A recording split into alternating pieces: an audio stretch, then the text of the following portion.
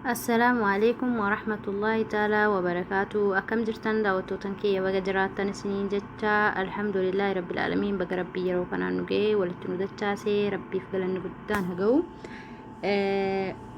هرّا فيديو برا اسني في قبل إيرو في فيديو هرّا اسني قبل إيرو في فيديو هرّا داون إراكا تكو أدتو وسوتو aappii ajaa'ibaa tokko isiniif fidee dhufee aappiin ani irraa fayyadame faayidaa isaa arge irraa baradhaa jedhee isiniif fidee dhufee inninis maalii jechuun keessan hin hafu aappii hiikaa quraanaa irraa dafnee irraa barachuu dandeenyu nu gargaaru hedduu gaariidha buufadhaa itti fayyadamaa faayidaa isaa argadhaa isiniin jedhaa rabbii nama waan argatti fayyadamu rabbiin nu godhu osuma kara viidiyoo keenyaatti achiin tarkaanfatanitti duratti warroonni chaanala kiyyaaf haaraa taatan subscribe like share godhuudhaan na jabeessaa isiniin jedhaa warroonni haga ammaatti maatii kiyya ta'anii na jabeessaa jirtan wallaahi galanni keessan guddaa hedduu galatoomaa isiniin jedhaa kanatti aansuudhaan dhaamsa xiqqoo qabaa ijoollee Oromoo yuutuubaroota hunda tahee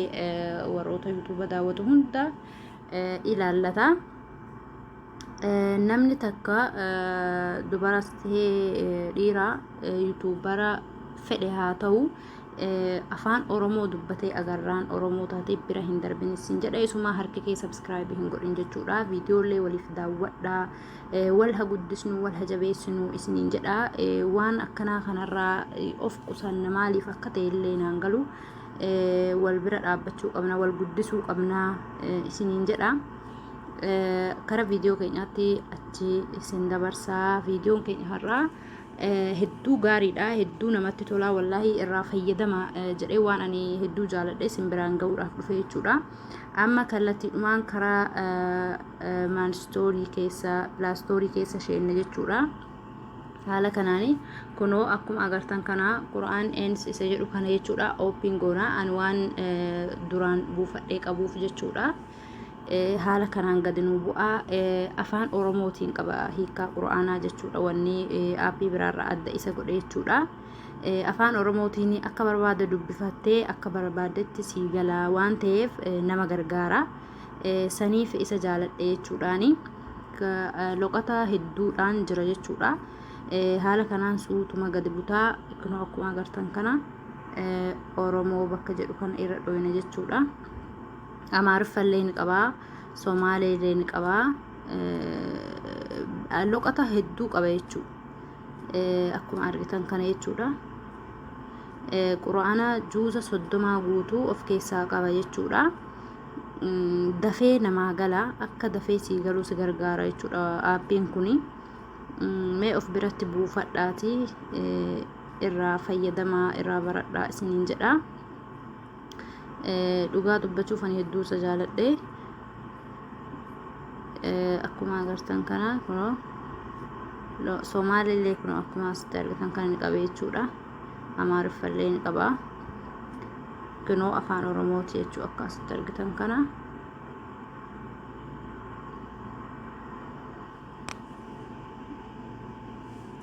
kunoo sanitti mul'ata hidhee yaada sagaleedhaan dubbisuudhaafis akkanatti as yoo tuqne nu qaraa jechuudha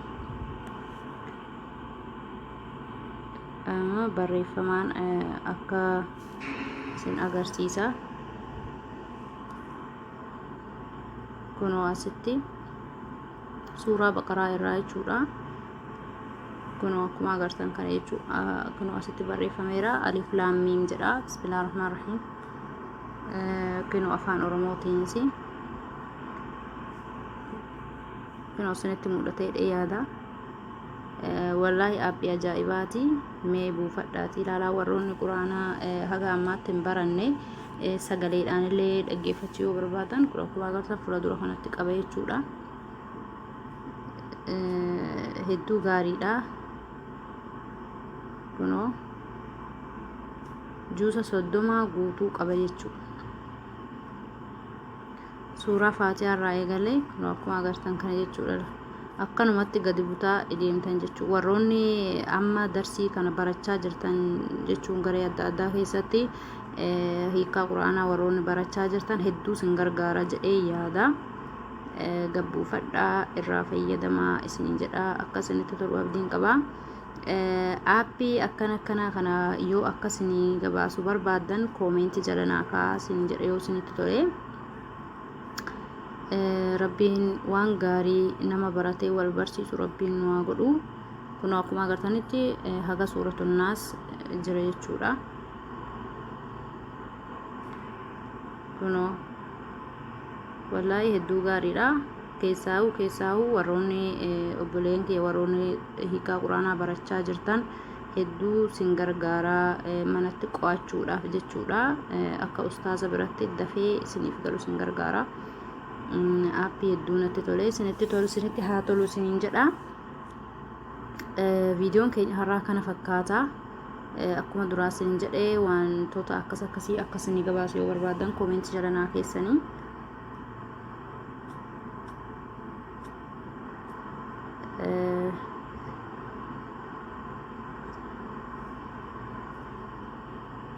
Kana fakkaata. Isinitti haa toluun jedha. Viidiyoo biraatiin haga walitti deebinutti subscribe, like, share godhuu hin dagatinaa. Viidiyoolee haga xumuraatti daawwachuu hin dagatinaa isiniin jedha. Obboleen keenya warra subscribe fixatee gara warra sa'aa barbaaduufillee viidiyoo isaanii daawwadhaa. Kun dhaamsa kiyyaa wal gargaaraa, wal jabeessaa, wal bukkee dhaabbadhaa isiniin jedha. Wal malee maal qabnaa, wal guddisuu qabnaa. Walitti hinaafuu fi wal hasaduu minaamin waan akkanaa kanarraa fagaachuu qabna. Hundi keenyalleen gammachuun obboleessa kee obboleettii keessa gammachiisuu qaba. Wal guddisaa bakka gurguddaa wal gahaa isin jedha. Kun dhaamsa kooti. Viidiyoo biraatiin haga walitti deebinutti assalaamu alaykum wa rahmatullahi ta'ala wa barakaatuh.